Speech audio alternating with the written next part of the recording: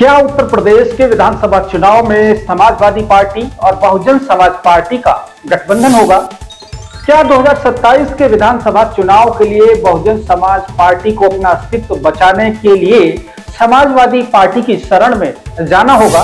क्या अपने राजनीतिक संकटों से बचने के लिए समाजवादी पार्टी और बहुजन समाज पार्टी मिलकर भारतीय जनता पार्टी के खिलाफ कोई गहरी साजिश रच रही है? नमस्कार, मैं हूं त्रिनाथ और आप देख रहे हैं opinion with Trinath Mishra. E radio India के इस खास राजनीतिक विश्लेषण कार्यक्रम में आपका स्वागत है। अगर आप इस वीडियो को देखना शुरू कर चुके हैं तो एक बात तो तय है कि आप उन लाखों लोगों में से एक हैं जिनको राजनीतिक विश्लेषण की एक सच्ची और सटीक जानकारी चाहिए और राजनीति में काफी दिलचस्पी है आपकी।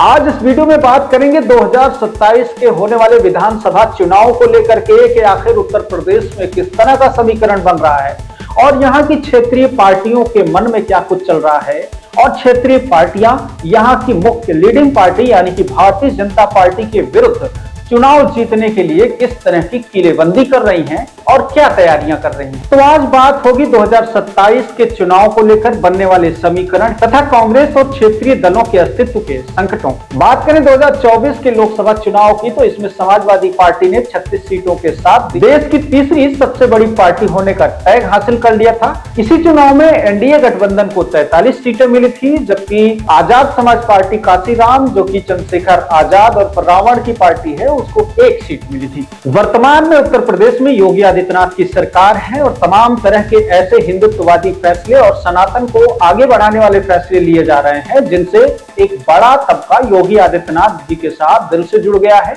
और उत्तर प्रदेश की अधिकतर जो जनता है वो भारतीय जनता पार्टी के सपोर्ट में आ गई है। अब स्थिति ये बन गई है कि उत्तर प्रदेश में विपक्ष की प्रमुख भूमिका में अपनी भूमिका निभाने वाले अखिलेश यादव इन दिनों योगी आदित्यनाथ की सरकार पर विभिन्न तरह के प्रश्न चिन्ह खड़ा कर रहे हैं। यहाँ तक कि सनातन और हिंदुत्ववादी जो भी फैसले लिए जा रहे हैं उन पर बयान देने से नहीं चूक रहे हैं। दूसरी बात की जाए क्षेत्रीय पार्टियों में बहुजन समाज पार्टी की, तो बहुजन समाज पार्टी के प्रमुख यानी कि मायावती जी उत्तर प्रदेश में होने वाले किसी भी तरह के फैसले पर चुप्पी साधे हुए हैं, किसी तरह का कोई सवाल जवाब नहीं दे रही हैं और ना ही कोई बयानबाजी कर रही हैं।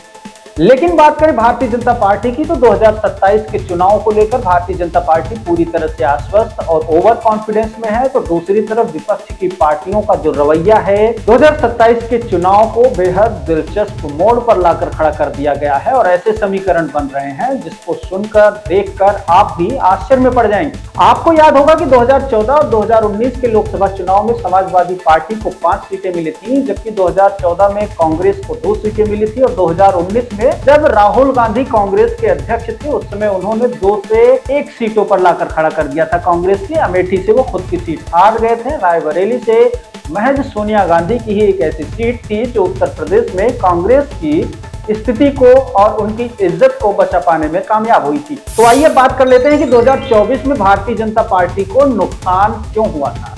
लोकसभा चुनाव में भारतीय जनता पार्टी को जो सीटें कम मिली उसका मुख्य कारण क्या? पहला कारण यह था कि 2024 में भारतीय जनता पार्टी ने 400 पार का जो नारा दिया था वो नारा भारतीय जनता पार्टी के लिए काल बन गया। विपक्ष के नेताओं ने जनता को ये समझाने में कामयाबी हासिल कर ली कि अगर 400 पार हो गई भाजपा तो संविधान को बदल दिया जाएगा और फिर भविष्य में दोबारा संभवतः वोटिंग की प्रक्रिया को संपन्न कराने में किसी भी तरह की कोई कामयाबी हाथ ना लगे।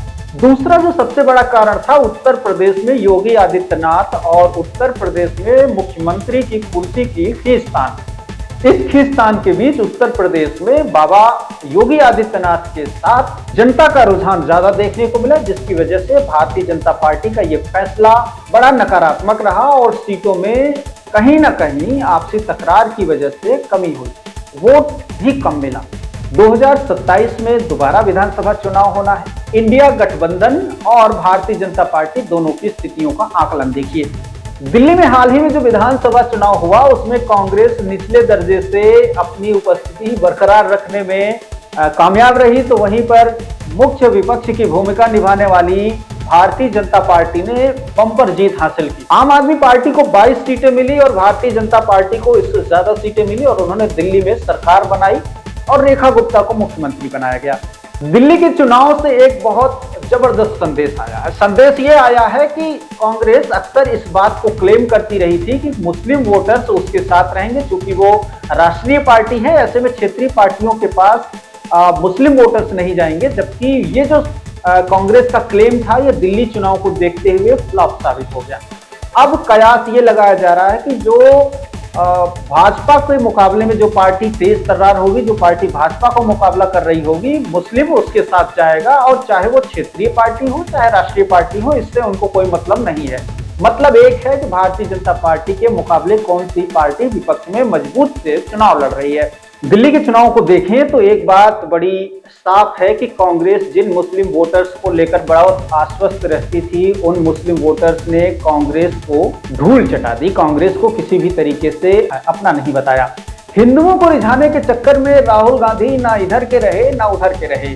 एक मशहूर शेर है, आपने सुना होगा कि ना खुदा ही मिला ना विसाले सनम, ना इधर के रहे ना उधर के रहे। अब कुल मिलाकर राजनीतिक समीकरण ये बन रहा है कि मुस्लिम वोटर्स उनके साथ रहेंगे जो भाजपा के मुख्य मुकाबले में विपक्ष की भूमिका निभा रहा होगा।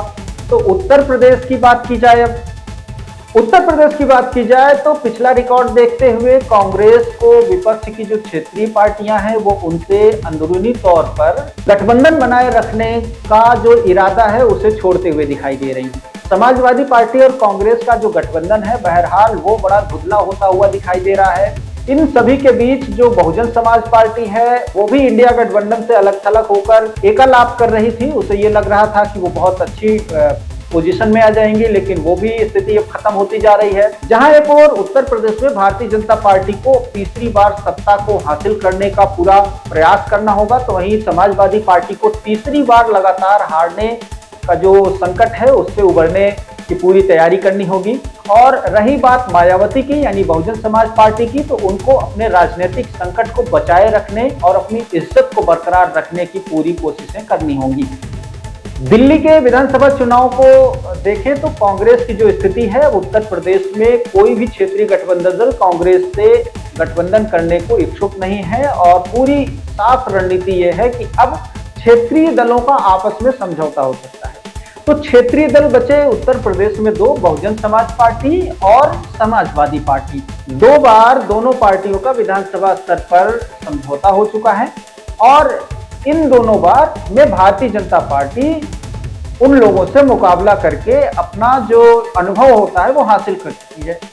अब तीसरी बार ऐसे समीकरण बन रहे हैं, क्योंकि मुस्लिम मतदाता जो है वो जो मुख्य भूमिका में विपक्ष है समाजवादी पार्टी उसके पास है, कुछ दलित वोटर बहुजन समाज पार्टी का अपना वोट बैंक है, और अगर दोनों पार्टियां आपस में मिल जाएं तो यादव मुस्लिम और दलित का जो समीकरण है इस तरीके से उत्तर प्रदेश में एक नया समीकरण बन जाएगा, और भारतीय जनता पार्टी के मुकाबले एक मजबूत स्थिति देखने को मिलेगी। कुल मिलाकर के उम्मीद ये जताई जा रही कि 2027 के विधानसभा चुनाव को लेकर के अब समाजवादी पार्टी और बहुजन समाज पार्टी में अंदरूनी तौर पर गठबंधन करने की जो वार्ता है वो शुरू हो चुकी हैं या शुरू होने की उम्मीद है।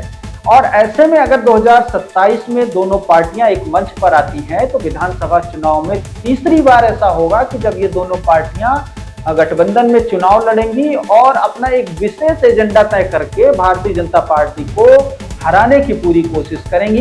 एक बात तय है कि केमिकल बॉन्डिंग और ये जो इकोनॉमिकल बॉन्डिंग है, ये 2 तरह की बॉन्डिंग राजनीति में होती है। इकोनॉमिकल जो बॉन्डिंग है वही बॉन्डिंग यहाँ पर देखने को मिलेगी। केमिकल बॉन्डिंग तो वो होती है कि भाई कोई पार्टी किसी के साथ दिल से है, चाहे वो हार रही है जीत रही है, कोई उसका नुकसान हो रहा है लाभ हो रहा है, ये सब उसमें नहीं देखा जाता।